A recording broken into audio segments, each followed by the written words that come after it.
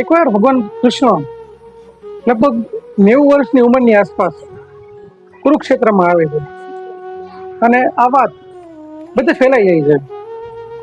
વ્રજમાં ફેલાઈ જાય છે, ગોકુળમાં ફેલાઈ જાય છે, બધી જગ્યાએ વાત ફેલાઈ જાય છે કે ભગવાન દ્વારકાથી કુરુક્ષેત્રમાં આવ્યા છે. એટલે બને છે કે જ્યાં ભગવાન રોકાયા હોય ત્યાં લોકોનો મેળાવડો લાગી જાય છે. વ્રજમાંથી, ગોકુળમાંથી, મથુરામાંથી લોકો તેમને મળવા બહુ મોટી લાઈનમાં લાગેલા હોય છે, લાઈનમાં ઉભેલા હોય છે.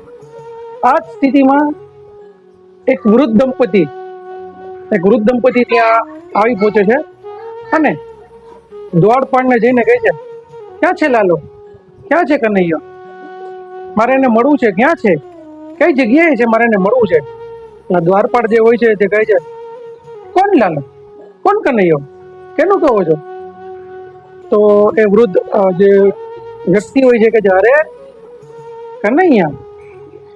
તો એ દ્વારપાળ ગુસ્સે થઈ જાય છે, એ કનૈયા નથી, એ શ્રી દ્વારકાધીશ છે, એ મહારાજ છે, એનું નામ તમે સન્માનથી બોલાવો. આ રીતે તમે એને કેમ બોલાવી શકો, એ રાજા છે. તો કે હા, શ્રી રાજા શ્રી કૃષ્ણચંદ્ર શ્રી દ્વારકાધીશને કહો, અમારે એને મળવું છે.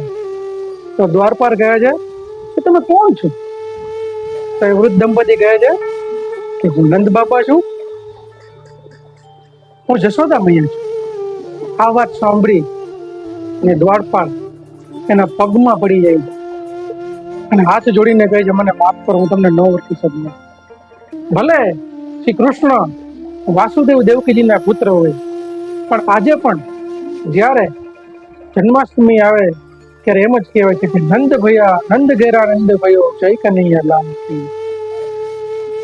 દ્વારપાળ દોડતો કૃષ્ણ પાસે જાય છે અને કહે છે કે હે કૃષ્ણ, હે મહારાજ, હે પ્રભુ, નંદ બાબા યશોદા મૈયા આવ્યા છે.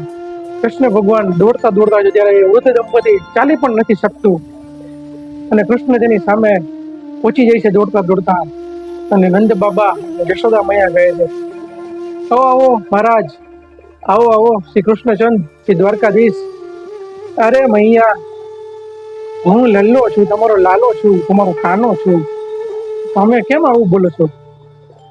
તો યશોદા મૈયા કે તેનો હાથ પકડી લે છે અને હાથને સ્પર્શ કરીને કહે છે, અરે હજી તો તારા હાથ એટલા જ કોમળ છે, તું હજી એ જ મારો લાલો છો, તું હજી એ જ મારો કાનો છો. આવું કહી ત્રણેય જણા બહુ રડવા માંડે છે, રડવા માંડે છે.